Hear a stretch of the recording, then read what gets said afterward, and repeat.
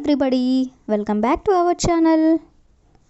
జనరల్గా మనం మన డైలీ లైఫ్లో చాలా రకాల వర్డ్స్ అండ్ సెంటెన్సెస్ని యూజ్ చేస్తూ ఉంటాం కదా. సో అలాంటి వర్డ్స్ అండ్ సెంటెన్సెస్లో నుంచి నేను కొన్ని వర్డ్స్ తీసుకొని వాటికి సంబంధించిన కొన్ని ఎగ్జాంపుల్ సెంటెన్సెస్ అనేవి ఇంగ్లీష్లో ఎలా చెప్పాలో నేను క్లియర్గా ఎక్స్ప్లెయిన్ చేస్తాను.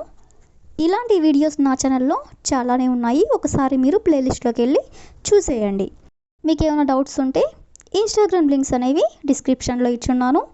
మీరు కనుక నా ఛానల్ని ఫస్ట్ టైం విజిట్ చేసినట్లయితే సబ్స్క్రైబ్ చేయడం మాత్రం మర్చిపోవద్దు. వీడియో కనుక నచ్చినట్లయితే లైక్ చేయండి, అలాగే మీ ఫ్రెండ్స్ అండ్ ఫ్యామిలీ మెంబర్స్కి షేర్ చేయండి. Okay, let's go to the topic.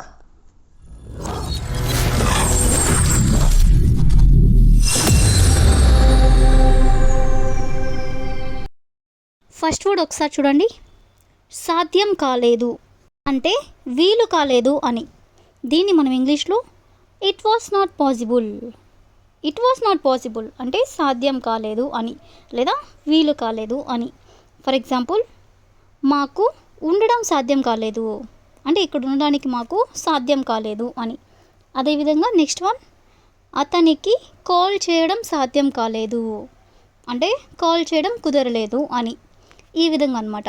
So ఈ విధంగా మనం సాధ్యం కాలేదు అనే వర్డ్ని తీసుకొని దానికి సంబంధించిన కొన్ని ఎగ్జాంపుల్ సెంటెన్సెస్ అనేవి చూద్దాం.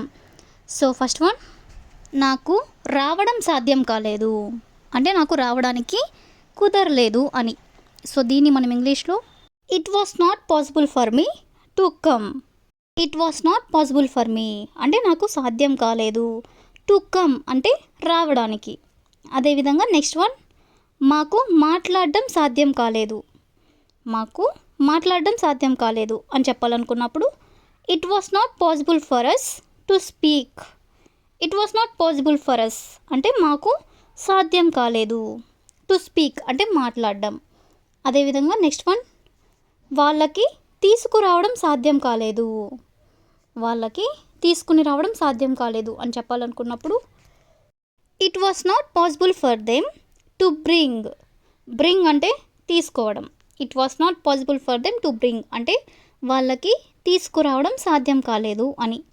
అదేవిధంగా నెక్స్ట్ వన్, నాకు కొనడం సాధ్యం కాలేదు అని చెప్పాలనుకున్నప్పుడు it was not possible for me to buy. It was not possible for me to buy అంటే నాకు కొనడం సాధ్యం కాలేదు అని. అదేవిధంగా నెక్స్ట్ వన్, ఆమెకి కలవడం సాధ్యం కాలేదు. ఆమెకి కలవడం సాధ్యం కాలేదు అని చెప్పాలనుకున్నప్పుడు it was not possible for her to meet అంటే కలవడానికి ఆమెకి సాధ్యం కాలేదు అని. అదేవిధంగా నెక్స్ట్ వన్, మాకు పంపడం సాధ్యం కాలేదు. పంపడం అంటే సెండ్. సో దీని ఇంగ్లీష్లో it was not possible for us to send అంటే మాకు పంపడం సాధ్యం కాలేదు అని. అదేవిధంగా లాస్ట్ వన్, మాకు ఉండడం సాధ్యం కాలేదు. మాకు ఉండడం సాధ్యం కాలేదు అని చెప్పాలనుకున్నప్పుడు it was not possible for us to stay. Stay అంటే ఉండడం. సాధ్యం కాలేదు అంటే it was not possible. So ఈ విధంగా మనం సాధ్యం కాలేదు అనే వర్డ్ని తీసుకొని దానికి సంబంధించిన కొన్ని ఎగ్జాంపుల్ సెంటెన్సెస్ అనేవి చూసాం కదా. నెక్స్ట్ వర్డ్ ఒకసారి చూడండి.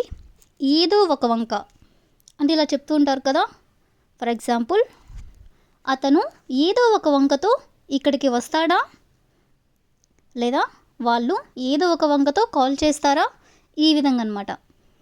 సో ఏదో ఒక వంక అనే వర్డ్ని తీసుకొని దానికి సంబంధించిన కొన్ని ఎగ్జాంపుల్ సెంటెన్సెస్ అనేవి చూద్దాం.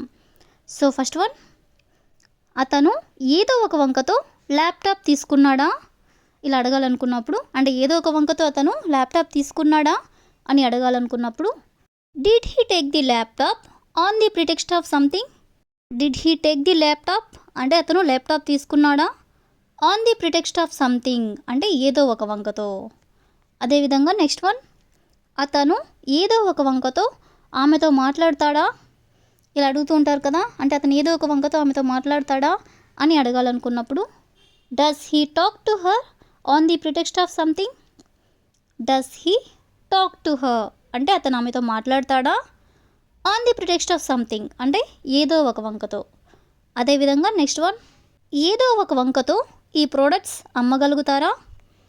ఏదో ఒక వంకతో ఈ ప్రోడక్ట్స్ అమ్మగలుగుతారా అని అడగాలనుకున్నప్పుడు can you sell these products on the pretext of something. Can you sell అంటే మీరు అమ్మగలుగుతారా. దీస్ ప్రోడక్ట్స్ అంటే ఈ products. On the pretext of something అంటే ఏదో ఒక వంకతో. అదేవిధంగా నెక్స్ట్ వన్, ఆమె ఏదో ఒక వంకతో మిమ్మల్ని కలవడానికి ప్రయత్నిస్తుందా. ఆమె ఏదో ఒక వంకతో మిమ్మల్ని కలవడానికి ప్రయత్నిస్తుందా అని అడగాలనుకున్నప్పుడు does she try to meet you on the pretext of something. Does she try to meet you అంటే ఆమె మిమ్మల్ని కలవడానికి ప్రయత్నిస్తుందా.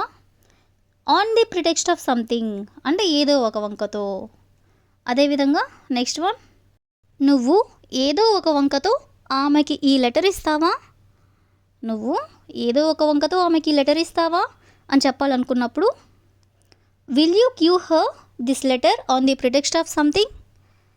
విల్ యూ గివ్ హర్ అంటే ఆమెకి ఇస్తావా. దిస్ లెటర్ అంటే ఈ letter. On the pretext of something అంటే ఏదో ఒక వంకతో. అదేవిధంగా నెక్స్ట్ వన్, వాళ్ళు ఏదో ఒక వంకతో కాల్ చేస్తారా. వాళ్ళు ఏదో ఒక వంకతో కాల్ చేస్తారా అని అడగాలనుకున్నప్పుడు do they call you on the pretext of something. Do they call you అంటే వాళ్ళు కాల్ చేస్తారా. On the pretext of something అంటే ఏదో ఒక వంకతో అని.